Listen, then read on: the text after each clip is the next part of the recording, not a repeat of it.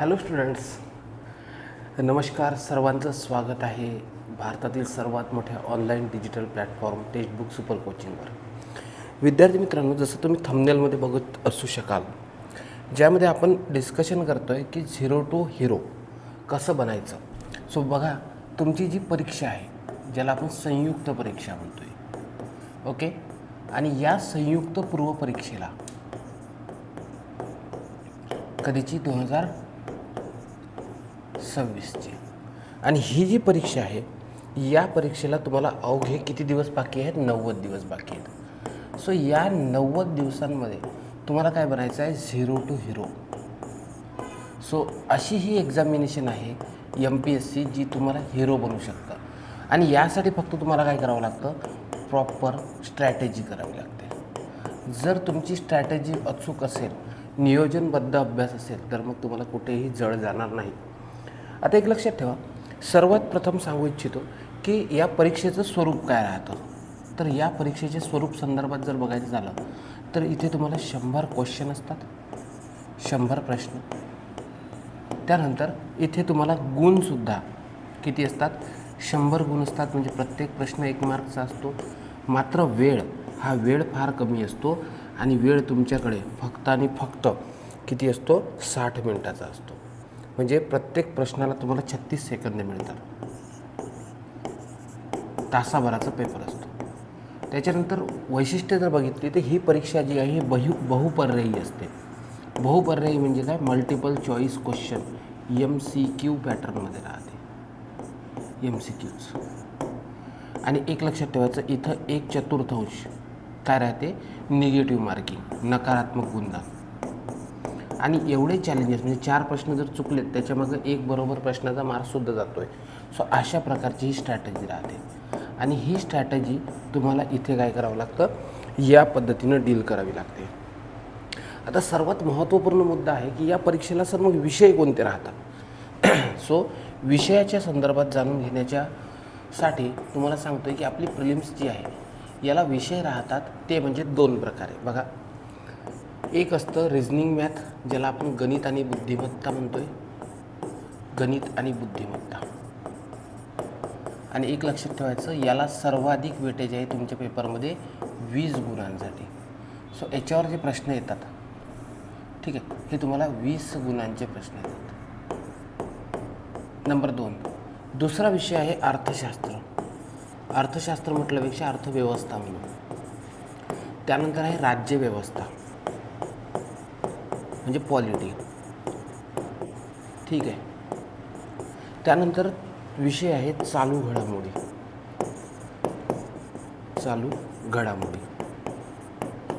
ठीक आहे. आणि इथे जर तुम्ही बघितलं तर याला प्रत्येकी 15 गुण आहेत.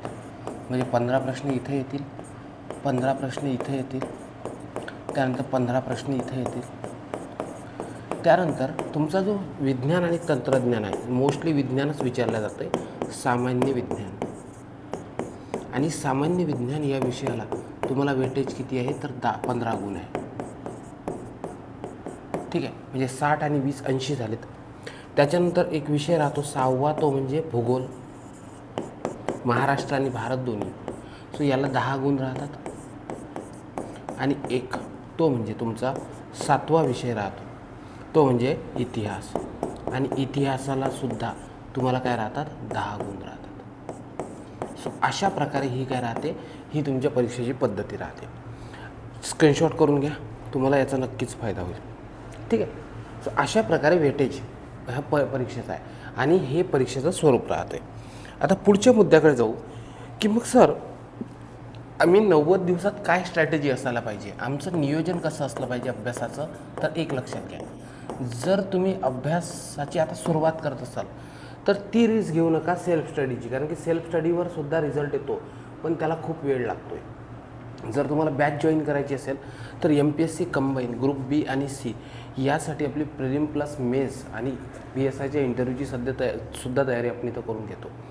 यामध्ये तुम्हाला ऑनलाईन बॅच असेल ज्याच्यामध्ये संपूर्ण सिलेबस शिकवल्या जाईल, basic to advance. Free mentorship असेल, फ्री टेस्ट सिरीज असेल, म्हणजे नंतर कुठे टेस्ट सिरीज लावण्याची गरज नाही. बरेच सारे तुम्हाला नोट्स आम्ही आमच्या प्रोव्हाइड करू. क्लास नोट्स असतील, बोर्ड नोट्स असतील, ह्या नोट्स प्रोव्हाइड करू. त्याच्यानंतर तुम्हाला 1000+ सराव ॲडिशनल प्रश्न आहेत. त्यानंतर रिव्हिजन क्लासेस चालतात आपले, तुम्हाला नोट्स दिल्या जातील, लाईव्ह क्लासेस, PYQ ॲनालिसिस, सर्व कॉम्बो तुम्हाला एका ठिकाणी भेटणार आहे. फक्त एकच करायचं आहे की जर तुम्हाला हा कोर्स जॉईन करायचा असेल तर सिम्पली तुम्हाला काय करायचं आहे, माझा नंबर आहे, माझा नंबर नोट डाऊन करून घ्या. 9881744762 या नंबरवर तुम्ही मला मेसेज करू शकता किंवा कॉल करू शकता. ठीक आहे. चला, आता नियोजन करत असताना एक आखणी करायची. बघा, मी तुम्हाला सांगतो आहे की काय करायचं, 90 दिवस अनिवार्य विषय कोणते चालू द्यायचे.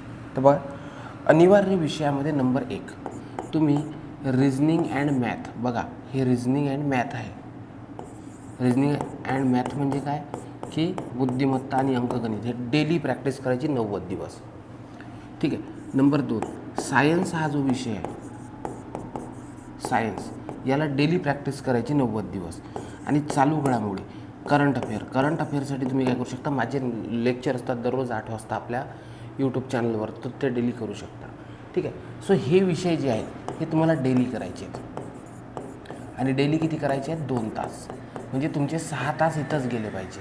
का बरं, त्याचं रिझन सांगतो आहे. हे किती मार्क्सला आहे बेटा, हे आहे 20 मार्क्सला. हे किती मार्क्सला आहे, 15 मार्क्सला आहे. हे किती मार्क्सला आहे, 15 मार्क्सला आहे. म्हणजेच तुमचा 50 गुणांचा सिलेबस हा तुमचा 90 दिवसात कंप्लीट होतो आहे.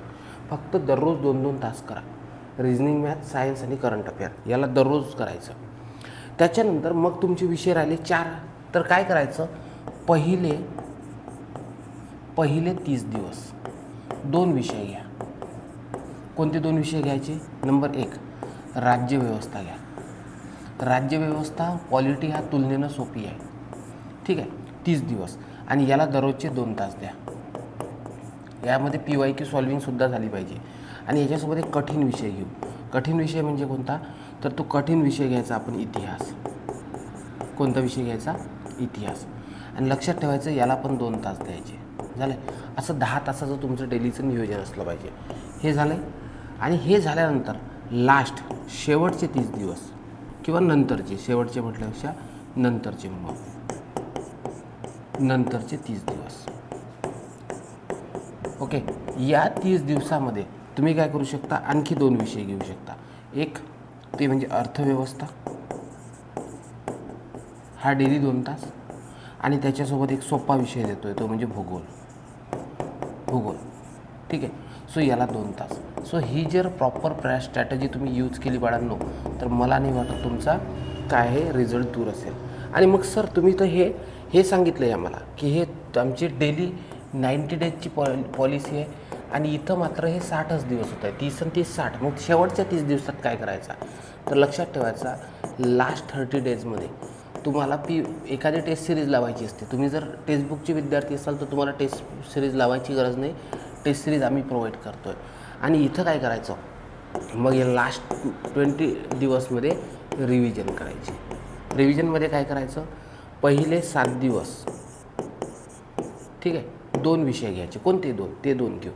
त्याच्यानंतर नंतरचे 7 दिवस अजून 2 विषय घ्या. सो हे 2 विषय झाले आणि हे झाले 14 दिवस. आणि उरलेले जे 15 दिवस आहे, या 15 दिवसामध्ये सर्व विषय घ्यायचे. आलं की लक्षात, समजलं का. ही प्रॉपर स्ट्रॅटेजी राहते तुम्हाला. ठीक आहे. ही जर प्रॉपर स्ट्रॅटेजी तुम्ही फॉलो केली तर तुमच्या रिझल्टला कोणीही ब्रेक करू शकत नाही. हे लक्षात असू द्या. म्हणून तुम्हाला परिपूर्णपणे याची तयारी करायची आहे. ठीक आहे. परत एकदा सांगतो आहे, ही तुमची स्ट्रॅटेजी जर तुम्ही प्रॉपर वापरली तर तुम्हाला हा रिझल्ट देणं जड जाणार नाही. आणि जर तुम्हाला प्रॉपर MPSCनुसार तुमच्या अभ्यासाची तयारी करायची असेल तर तुम्ही आपली बॅच आहे MPSC कंबाईन ग्रुप B आणि C. ठीक आहे. ही बॅच तुम्ही जॉईन करू शकता. इथं सुपर मेंटर शिकवतील. मी स्वतः इथं कायदे, करंट अफेअर्स, ठीक आहे, त्याच्यानंतर भूगोल, ओके, आणि पर्यावरण इतके विषय शिकवतो आहे. तर हे सेशन तुम्हाला कसं वाटलं आणि तुमची स्ट्रॅटेजी प्रॉपर तयार झाली का हे जरूर कळवा. बॅचेस संदर्भात किंवा कोणतेही प्रश्न असतील तर माझा नंबर आहे 9881744762. इथं तुम्ही मेसेज कॉल करू शकता. आता इथंच थांबतो आहे. नेक्स्ट टॉपिक तुम्हाला कोणता पाहिजे हे जरूर तुम्ही कमेंट बॉक्समध्ये कळवायचं आहे. Thank you so much. Keep studying. Jai Hind.